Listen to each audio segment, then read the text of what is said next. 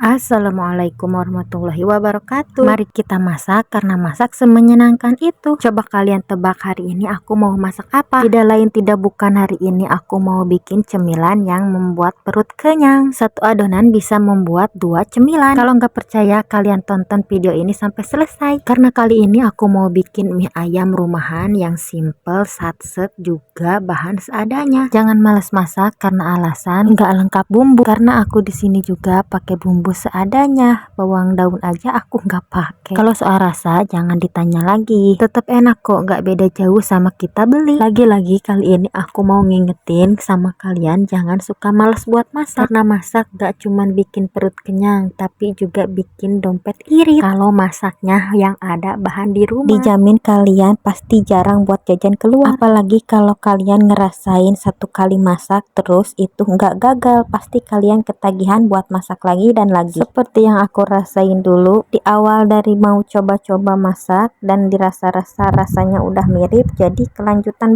dari bikin bakso, mie ayam sampai bikin pizza udah aku cobain dan alhamdulillah rasanya hampir mirip. Kalau kalian mau tahu resep dan cara aku bikin pizza silahkan komen di bawah. Setelah panjang kali lebar aku ngomong ini, aku udah selesai aja bikin adonan mie sama pangsit. Kalau kalian bertanya-tanya apa bisa satu adonan dijadiin dua bahan sekaligus, dan jawabannya adalah bisa dong, yang jelas bisa ya. Kalau kalian ngikutin cara yang aku pakai. Resep lengkap nanti aku tulis di bawah di deskripsi. Di sini kalian jangan fokus sama gilingan pangsit sama mie, karena di sini nggak ada cetakan mie. Jadi di sini aku pakai alat seadanya. Karena buat aku nggak ada alat atau nggak lengkap bumbu itu nggak jadi halangan buat males masak. Di sini aku ngerjainnya nggak pakai sarung tangan karena ribet. Tapi jangan salah, di sini aku udah cuci tangan yang bersih. Oh iya, di sini ada perbedaan antara pipihin buat mie sama pipihin buat pangsit. Kalau buat mie aku nggak pakai terlalu tipis. Sebaliknya kalau buat pangsit harus lebih tipis, karena nanti ada perbedaan saat dimasak. Mie-nya mah direbus, kalau pangsitnya mah digoreng. Dan ini dia hasil mie yang aku bikin. Gimana menurut kalian? Ini aku bikin mie-nya lumayan agak banyak ya. Lanjut, di sini aku mau bikin pangsit dari adonan yang sama. Cuma di sini aku sisain sedikit karena buat pangsit itu walaupun sedikit cukup bikin pegel, karena harus bener-bener tipis agar pas digoreng lebih cantik, ada motif bentol-bentolnya gitu. Di sini aku potong kotak-kotak kayak gini atau potong dan bentuk sesuai yang kalian mau. Sama jangan lupa setelah selesai semua dipotong-potong taburi sama tepung tapioka. Akhirnya setelah pegel-pegel sekarang waktunya goreng menggoreng. Kalian jangan khawatir kalau pangsitnya bakalan lengket. Walaupun kalian comot berbarengan gak bakalan nempel satu sama lain. Kalian bisa lihat hasilnya kan, di wajan gak ada yang nempel sama sekali. Hasilnya sangat cantik, renyah dan enak. Di sini kalau kalian lebih suka sama pangsitnya aja, kalian boleh adonan yang tadi itu dibikin pangsit semua. Asal kesabaran kalian jangan setipis tisu. Tapi tenang, kalau kalian punya penggilingan pangsit itu bikin praktis dan super cepat. Kalau pangsit udah jadi kayak gini, kalian bisa bumbuin sesuai selera juga ya. Bisa kalian bumbuin pakai bumbu asin, bumbu balado atau bumbu jagung. Kalau di sini aku cukup kayak gini aja karena ini buat topping mie ayam. Aku jamin kalau kalian bikin ini terus berhasil kayak gini, kalian pasti bakalan ketagihan buat bikin. Bahkan kalian bisa-bisa jadiin ini stok makanan ringan di rumah. Buat temen makan nasi goreng, makan bakso, makan indomie, ini sangat enak dan cocok. Bahkan dijadiin kue lebaran juga cocok. Setelah pangsit aku selesaikan, aku langsung rebus air dan masukkan sayur yang udah dicuci. Walaupun di sini nggak ada secim, maka ceriwis pun jadi. Jangan lama-lama ngerebus sayurnya, cukup sampai layu aja. Lanjut, setelah sayuran aku angkat, nggak perlu diganti air karena biar lebih cepat. Langsung aku masukkan mie yang aku bikin tadi. Jangan lupa sebelum masukkan mie, airnya dikasih dulu sedikit minyak, sekitar 1 sendok atau 2 sendok. Itu bertujuan agar mie licin. Di sini aku rebusnya pakai baskom yang keranjang gitu ya, biar nanti pas ngangkat nggak ribet. Kalau kalian punya serok boleh juga pakai serok. Sama jangan lupa mie-nya harus sambil diaduk-aduk biar tidak menggumpal. Gak perlu lama-lama. Setelah seperti ini bisa kita angkat dan kita sajikan. Sambil kita penyajian, mari kita angetin ayam yang udah aku masak tadi. Karena mie ayam kalau kurang panas itu rasanya kurang nikmat. Tapi sesuaikan dengan selera masing-masing ya. Di sini aku nggak pakai minyak bawang karena di ayam yang aku masak tadi udah cukup. Di sini langsung langsung aku masukkan mie sesuai yang aku mau biar kenyang sekali ya. Beginilah nikmatnya kalau masak sendiri. Jangan ketinggalan masukkan juga sayur yang tadi, sama pakaiin topping ayam yang banyak ya. Ayo yang banyak, kan ini masak sendiri, hehe. Jangan ketinggalan juga masukkan si merah merona atau saus. Sama lanjut kita pakaiin topping yang terakhir yaitu pangsit. Dan ini hasilnya mie ayam rumahan yang aku bikin. Sekian dulu video aku kali ini. Dadah, assalamualaikum.